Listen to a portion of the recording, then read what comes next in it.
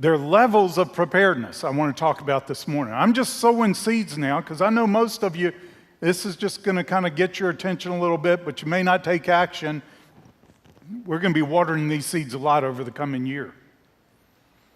But you know on the airlines, when they give you the briefing, they said if the oxygen mask falls down, put it on yourself first before you help your children. Because children may struggle, may not want to put it on. By the time you get it on your child, you've passed out. Then both of you are gone. So you got to think of yourself first. This is not selfishness.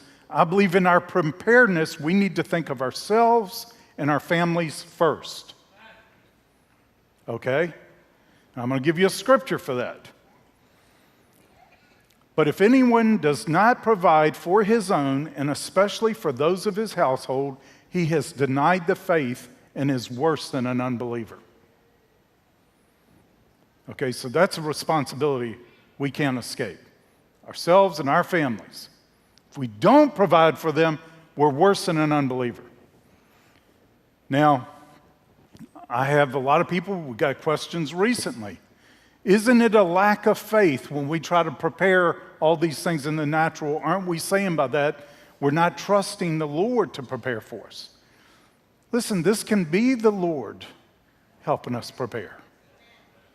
You heard the story of the guy who in a flood, he got up on his roof and rescuers came by in a canoe, said, can we help you? He says, no, I'm waiting for God. God's going to come deliver me. So then a helicopter comes by and they say, can we help you? He says, no, God's going to take care of me. So the helicopter went on. Another rescuers come and they say, he said, no, I'm waiting for the Lord. He's going to provide for me. Well, he dies. He goes to heaven. He said, Lord, I thought you were going to be my provider. He said, I sent you a canoe. I sent you a helicopter. And I tell you, there's some religious mindsets that are going to have us in real jeopardy. In serious jeopardy. I know a lot of people that have the doctrine that if they ever get attacked or, criticized or slandered or anything, they say, well, I'm not going to defend myself because the Lord is going to fight my battles. Stand and see the salvation of God. I've already talked about that.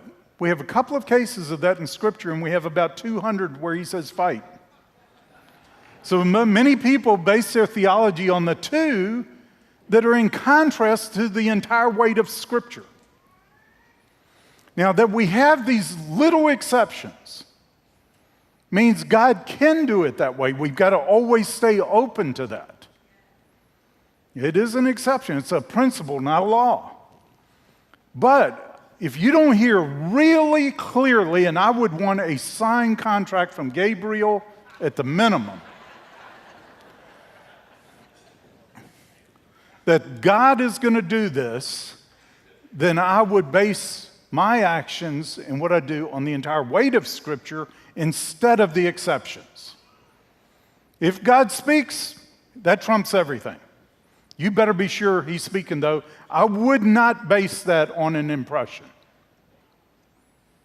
Personally, I think you're going to be in trouble. What you're going to be is you're going to become a part of the burden instead of part of the solution in the harvest. Now, I know a lot of people have criticized Jim Bakker because he's always pumping this, get this food, get this. You need to hear what he's saying. A lot of you need to get this food. It's the best deal you'll ever get. It's what you'll need. Now, Jim Bakker was accurate. He predicted the Hurricane Katrina 2 months before it hit. Describe what would happen. Saw New Orleans like a big estuary, flooded. He really detailed it. About 2 months before it hit. Then he did the same thing for the Fukushima, earthquake and tsunami. Described it in detail. Well, people heard him that time. You know who heard him? A lot of Japanese people heard him. Now, I'm on Jim's board, so I know the videos that came in, the iPhone videos and everything else of people hugging their buckets of food, saying, all of my neighbors are standing in line sometimes up to 8 hours a day for a drink of water, for a little bit of food. I don't stand in any lines. I mean, that sold me right there. I hate lines. But think about it this way. Instead of standing in lines, you can be reaping the harvest if you've already got your provisions. And that's what we got to think of. We've got our oxygen mask on, now we can help others. Now we can help others, and we've got to have a vision for doing that. Now, so level one, let's think of provision. Now, I've been telling our congregations for about 8 years now, start with 6 weeks supply of food and water. Try to get it to 3 months supply for your family, you and your family, and then keep on building it until you can start helping some of your neighbors. I said, you don't have to do this all at once, but if you can do it all at once, do it. But, we started a while ago. I said, just buy a couple of extra cans every time you go to the store that'll store, or some things, and just build your storehouse like Joseph and be prepared. But now a lot of time's passed, and some of the stuff is coming upon us. We need to really consider, very intentionally having provision of food and water. Now, we're going to provide a catalog too. These sources, these buckets that Jim Baker is selling, if you can get them from him, do it, order them. It's one of the best deals for food, and I was shocked. The food is good. I thought this is going to be like those MREs, and it's going to be, it is unbelievably good tasting food.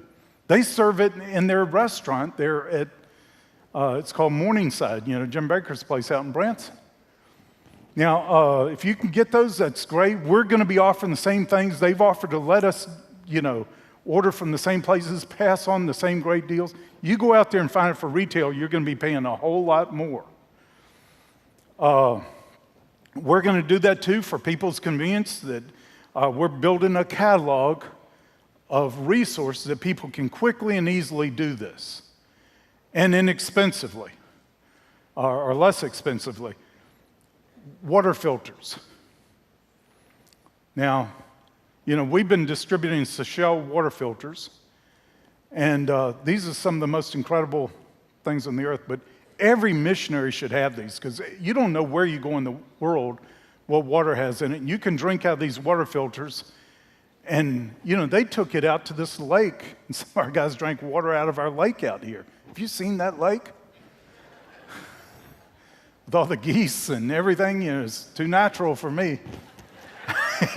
But they drank right out. Now, these Seychelles water filters, you can get as straws that totally filter the water. And you get the little cups. You see a lot of our people walking around with them, drinking out of them all the time. This is what they found. This was a study on it. It reduces your pH level to drink through the Seychelles filters. There's a level that your pH level is reduced to that cancer cannot grow in your body. And these are effective for doing that. That's why our people are drinking from them all the time. And so things like that, very inexpensive. We need to start thinking this way, okay? Other resources. But after ourselves, number 2, preparedness, we're going to be teaching on all these levels. It's love your neighbors. Jesus replied, love the Lord your God with all your heart, when he was asked the greatest command. Love the Lord your God with all of your heart and with all your soul and with all your mind. That's first. This is the first and greatest commandment. And the second is like it, love your neighbor as yourself. So we've got to think about our neighbors, and this is where the harvest. This is going to be one of the greatest opportunities for harvest. And level 3 is the harvest, where we start looking beyond just our neighbors, just our own neighborhoods. What can we do to help other nations prepare? What can we do? You read what happened in Sierra Leone. The way this thing happened so fast. When the first reports, they said Ebola, it's way over there. It's miles away from us. We don't have to worry about it. So they didn't do anything to prepare. Then it came to their village. And then they actually were put in a 7-day lockdown. Now, businesses started shutting down all over the place, where you couldn't just run to the store and get stuff. If you didn't have it, you weren't getting it. And then they were put in a 7-day shutdown. These are people who, most of them, live every day waking up, how am I going to eat today? They didn't have 7 days worth of food stored. They didn't have water. This was a death sentence on many people to be shut in for 7 days. They found out that's not working.